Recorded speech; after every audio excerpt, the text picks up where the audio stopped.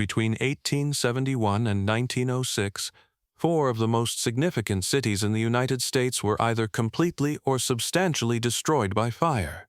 Chicago in 1871, Boston in 1872, Seattle in 1889, San Francisco in 1906. Each of these events has a well-documented official account. Each involves an ignition point, contributing conditions, dry weather, wooden construction, inadequate fire infrastructure, and a catastrophic spread that overwhelmed available suppression capacity. Each is, in the historical record, an accident, a tragedy, a natural disaster of urban infrastructure. What the Tartarian theory argues is that these fires were not accidents, that they were deliberate, that they were the mechanism by which evidence of a previous civilization was erased from the American landscape, and that the speed with which these cities were rebuilt and what was built tells a story the official record is concealing. This argument is not supported by evidence, but the questions it is built on are worth examining, because the official account of what happened to these cities and what rose from their ashes contains details that are genuinely puzzling. The Great Chicago Fire of October 8, 1871, burned for approximately 2 days and destroyed an estimated 17,450 buildings across 2,100 acres in the heart of the city. Approximately 300 people died. Around 100,000 were left homeless, roughly a third of Chicago's population. The property damage was estimated at $200 million in 1871 dollars.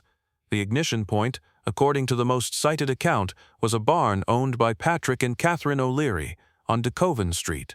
The specific cause, a cow kicking over a lantern. A careless farmhand, spontaneous combustion of hay, was never conclusively established. The Chicago Tribune reported the cow's story. The reporter later admitted he fabricated it. The official cause of the Chicago fire remains, to this day, undetermined. What is determined is what followed. Within 2 years, Chicago had constructed more replacement buildings than had been destroyed. Within 20 years, it had become the site of the first true skyscrapers, the most architecturally innovative urban environment in the world, a city that seemed to have not merely recovered but transformed because of the destruction. The Tartarian theory notes, a city that had barely existed 40 years earlier, built in the American Midwest with 19th-century tools, burned to its foundation, and within 2 decades produced an architectural tradition that would define the modern-built world. Mainstream historians have an explanation. Chicago's rebuilding attracted the best architects of the generation: Louis Sullivan, William LeBaron Jenney, Daniel Burnham, John Wellborn Root, because the fire created a blank canvas. The fire was, in this reading, a terrible accident that had the unintended consequence of accelerating architectural innovation. This explanation is well documented and persuasive, and yet the rate of transformation strains comprehension even within it. The fire destroyed the city in 1871. The world's Columbian Exposition, that apparently impossible complex of classical palaces built on a swamp, opened in the same city in 1893. 22 years. That timeline is extraordinary by any measure. There is something else about the Chicago fire that the official account acknowledges but does not fully explain. On the same night, October 8, 1871, the deadliest forest fire in American history broke out approximately 250 miles north of Chicago, in the forests of northeastern Wisconsin and upper Michigan. The Peshtigo fire killed an estimated 1,500 to 2,500 people, making it far more deadly than the Chicago fire that would dominate American historical memory. On the same night, and in several other locations across the upper Midwest, additional fires broke out simultaneously. The official explanation for this coincidence is meteorological. An exceptionally dry summer had left vegetation throughout the region dangerously desiccated, and strong southwest winds on October 8 both fanned the Chicago blaze and scattered sparks that ignited the Peshtigo fire and others.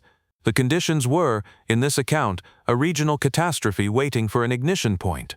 This is a plausible explanation, it is supported by the meteorological record, and it is the explanation that most historians accept.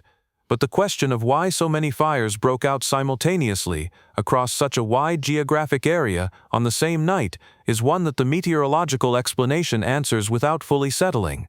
The Tartarian theory interprets the simultaneity as evidence of coordinated deliberate action. The mainstream account interprets it as a regional weather event. Both positions begin from the same facts. The San Francisco earthquake and fire of April 1906 presents a different set of puzzling elements. The earthquake struck at 5:12 a.m. on April 18. The fires that followed, ignited by broken gas mains and structural collapses, burned for 3 days and destroyed approximately 25,000 buildings across 490 city blocks. Between 700 and 3,000 people died. The official response included one element that the Tartarian theory focuses on: the deliberate demolition of buildings by the Army Corps of Engineers using dynamite in an attempt to create fire breaks and stop the spread of the blaze. This is documented. It is not disputed. Army engineers dynamited buildings throughout the disaster. In several instances, the dynamite operations are credited by historians with accidentally spreading the fire rather than containing it, because the explosions created debris that carried burning material across the intended fire breaks. The Tartarian theory takes this documented fact and asks, if the army was dynamiting buildings to stop a fire, why did the dynamiting sometimes make the fire worse, and why, in a number of documented cases, were buildings of apparent structural solidity destroyed well beyond what was necessary for firebreak purposes? The mainstream answer is panic, miscalculation, and the chaotic conditions of disaster response.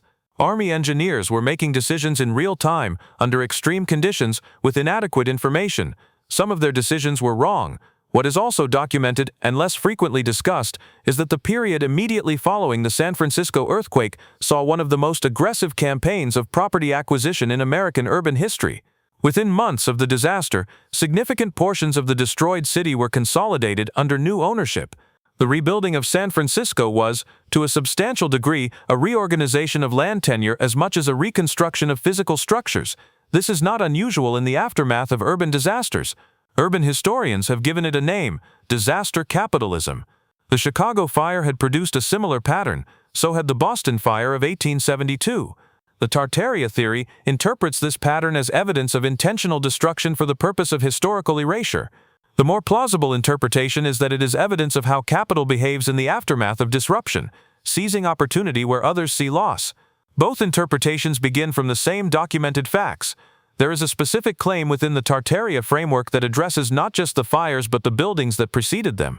The claim is that the cities that burned contained structures that predated the settlements that official history attributes them to. Buildings with architectural characteristics inconsistent with the technology of their supposed construction period. Buildings that appeared in photographs with no documentation of their construction. Buildings that were destroyed before any systematic architectural survey could be completed. This claim is essentially impossible to verify or falsify because the records from which it could be evaluated were themselves destroyed in the fires. The fire that destroyed Chicago's buildings also destroyed Chicago's building records. The earthquake and fire that destroyed San Francisco destroyed much of the city's documentary record.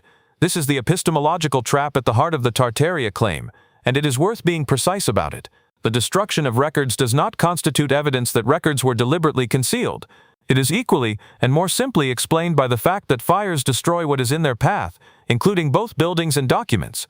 But it does mean that the question "what was here before the fire" cannot always be definitively answered. There is a gap in the record. The Tartarian theory fills that gap with a civilization. The official account fills it with the same settlement patterns the surviving documentation describes. Neither can fully prove the other wrong. This is not evidence of conspiracy. It is a description of what it means to do history in the aftermath of catastrophe. What the pattern of the Great Fires does document, clearly and without dispute, is the speed of American urban transformation in the second half of the 19th century. A country that was mostly rural in 1850 had by 1900 produced cities of a scale and architectural ambition that had no precedent in American history. The fires destroyed these cities. The rebuilding produced something different, and in many cases, something more advanced. There is something almost paradoxical about this pattern, and it is one that historians of urbanization acknowledge without claiming to have fully resolved. The destruction of American cities in this period was consistently followed by rebuilding at a higher level of ambition than what had been there before. Not just reconstruction, transformation. Chicago after 1871, San Francisco after 1906. Each emerged from its catastrophe as something larger, more architecturally sophisticated, more technologically advanced than what the fire had consumed. Whether that transformation is explained by talent, necessity, capital, and opportunity, as the mainstream record holds, or by something that the official account does not acknowledge, as the Tartarian theory claims, depends on how much weight you give to the anomalies that survive. The fires happened. The cities burned. The rebuilding was extraordinary. What was there before the fire, and what may have been deliberately removed within its flames, is a question the surviving record answers only partially. The gap in the record is real. What lives in that gap remains so far a matter of interpretation.